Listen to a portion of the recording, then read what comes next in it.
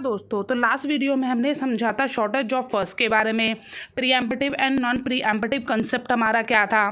तो इस वीडियो में हम बात करेंगे advantages and disadvantages of shortage of first के बारे में। हम देखेंगे कि हमारे शॉर्टेज ऑफ फर्स्ट में स्टारवेशन का कंसेप्ट है, मतलब यहाँ पे स्टारवेशन प्रोसेस स्टारवेशन में जाती हैं या फिर नहीं जाती हैं। तो चलिए शुरू करते हैं। सबसे पहले हम जानेंगे इसके एडवांटेजेस क्या क्या हैं। तो सबसे पहले देखिए दोस्तों, मैंने आपको बताया था, पहले ही हम डिस्कस कर चुके हैं शॉर्टेज ऑफ फर्स्ट के 2 वर्जन्स के बारे में। जो first one preemptive and second one is non preemptive. तो दोस्तों, जो प्रीएम्पटिव वर्जन है ना हमारा, मतलब शॉर्टेस्ट रिमेनिंग टाइम फर्स्ट, ये हमें क्या कह देता है, ये हमें गारंटी देता है मिनिमम एवरेज वेटिंग टाइम की। मतलब ये कहता है कि कोई भी फर्दर एल्गोरिदम या इन फ्यूचर कोई भी एल्गो आप लिख रहे हो तो वो जो उसका मिनिमम वेटिंग टाइम होगा, एवरेज वेटिंग टाइम होगा, वो इससे बराबर तो हो सकता है लेकिन इससे कम हमारा वेटिंग टाइम नहीं आ सकता। मतलब कि ये shortest remaining time first generate minimum average waiting time, मतलब कोई और एल्गो इसके बराबर तो हो सकती है लेकिन इससे कम वेटिंग टाइम नहीं हो सकता। ये हमेशा मिनिमम एवरेज वेटिंग टाइम हमें प्रोवाइड करता है। ठीक है, ये इसकी बहुत ही बिग एडवांटेजेस है और इसे अपने माइंड में सेट करके चलिएगा दोस्तों। जनरली इसमें से क्वेश्चन आ सकता है हमारा एग्जाम में। ठीक है, सेकंड वन देखिए, it provide a standard for all other algos in term of average waiting time.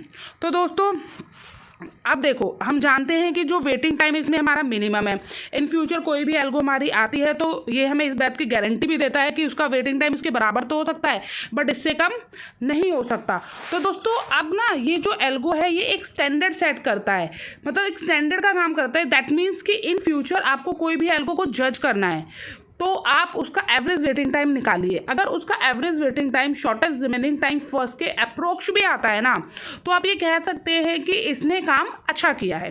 तो ठीक है दोस्तों, तो इसलिए हम इसमें कह रहे हैं कि it provide a standard for all other algos.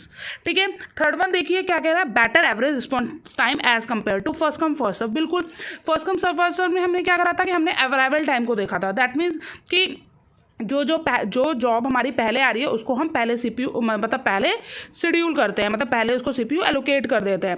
लेकिन शॉर्टेज ऑफ फर्स्ट में हमने क्या करा था कि हम उसका बर्स्ट टाइम देख रहे थे कि जिसका बर्स्ट टाइम कम है उसका हमारा जो सीपीयू है वो पहले मिलेगा, तो ऑब्वियसली उसका रिस्पॉन्स टाइम हमारा कम आने वाला है। ठीक है दोस्तों, ये थी इसकी एडवांटेजेस। चलिए अब इसके कुछ डिसएडवांटेजेस के बारे में हम बात करते हैं कि इसकी डिसएडवांटेजेस क्या क्या हैं। तो देखिए दोस्तों, first one is it's algorithm is not implemented because there no way to know the burst time of any process। आप दोस्तों ये जो डिसएडवांटेजेस आपको टोटली कंफ्यूज करेगा क्योंकि ये एल्गो जो है ना हमारा इम्प्लीमेंटेबल ही नहीं है। तो समझिएगा दोस्तों, अब हमने ये तो कह दिया कि बर्स्ट टाइम के अकॉर्डिंग ये प्रोसेसेस को सीपीयू एलोकेट करता है, ये तो हमने बोला है। लेकिन क्या जब भी कोई प्रोसेस हमारे रेडी क्यू में आती है तो उसे पता होता है उसे कितना टाइम लगने वाला है?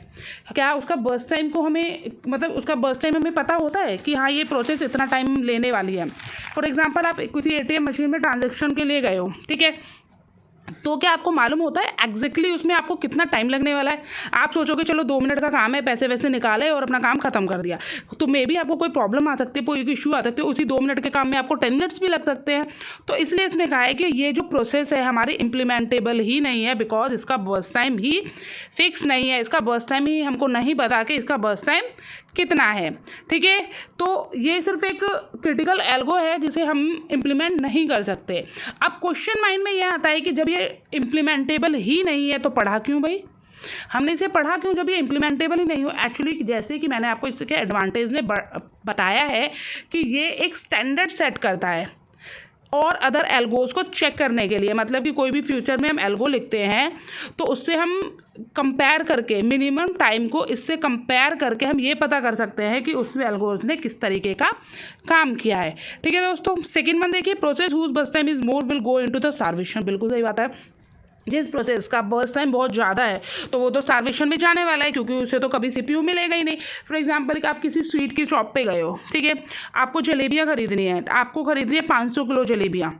ठीक है, और आप सुबह से उन जलेबियों का वेट कर रहे हो और तब से ही कोई ना कोई प्रोसेस आई जा रही है, कोई ना कोई कस्टमर उसका आया जा रहा है, जिसको 2 किलो चाहिए, किसी को 3 किलो, तो किसी को 10 किलो। ठीक है, तो आप तो स्टारवेशन में चले गए, आपको तो जलेबियाँ मिली नहीं। तो इसलिए कह सकते हैं कि यहाँ पे जो हमारी प्रोसेसेस हैं वो हमारी जो उसका बर्स्ट टाइम बहुत ज़्यादा है वो हमारे स्टारवेशन में जाने वाली हैं। ठीक है, नेक्स्ट वन देखिए, there is no idea of priority process with large burst time have more response time. अब देखिए यहाँ पे कोई प्रोसेस मतलब कोई प्रायोरिटी का कंसेप्ट तो है ही नहीं, प्रायोरिटी तो यहाँ पे किसी चीज़ की है नहीं, तो जिसका लार्जेस्ट बर्स्ट टाइम होगा तो उसका रिस्पॉन्स टाइम भी हमारा बहुत ज़्यादा होने वाला है। बट ऑब्वियस प्रोसेस स्टारवेशन में जाएंगे तो ऑब्वियसली उनका रिस्पॉन्स टाइम तो बहुत ज़्यादा होने वाला है ही। ठीक है दोस्तों, तो अब देखिएगा, एक ना आपने नाम भी सुना होगा, higher response ratio next priority. ये आपने नाम सुना होगा। जनरली ये जो एल्गोरिदम है ना वो भी इन्हीं मतलब ये शॉर्टेज ऑफ फर्स्ट के और भी मल्टीपल वर्जन्स आते हैं, उसमें से ये एक है higher response ratio next priority. इसमें क्या होता है, ये एल्गोरिदम हमारी स्टारवेशन को हटाने की थोड़ी कोशिश करती है। मतलब जैसे जैसे हमारे प्रोसेस का रिस्पॉन्स टाइम बढ़ता है ना तो उसकी प्रायोरिटी को बढ़ा देता है। तो लेकिन अब वही बात है, जैसे कि हमारे शॉर्टेज ऑफ फर्स्ट हमारे इम्प्लीमेंटेड नहीं है, सेम एज ये एल्गोरिथम भी हमारे इम्प्लीमेंटेड नहीं है। तो दोस्तों ये थे इसकी शॉर्टेज ऑफ फर्स्ट की कुछ एडवांटेजेस एंड डिसएडवांटेजेस। होप आपको समझ आया होगा। अब नेक्स्ट वीडियो में हम बात करेंगे अपने प्रायोरिटी एल्गोरिदम की। तो चलिए दोस्तों, मिलते हैं अपनी नेक्स्ट वीडियो के साथ। धन्यवाद।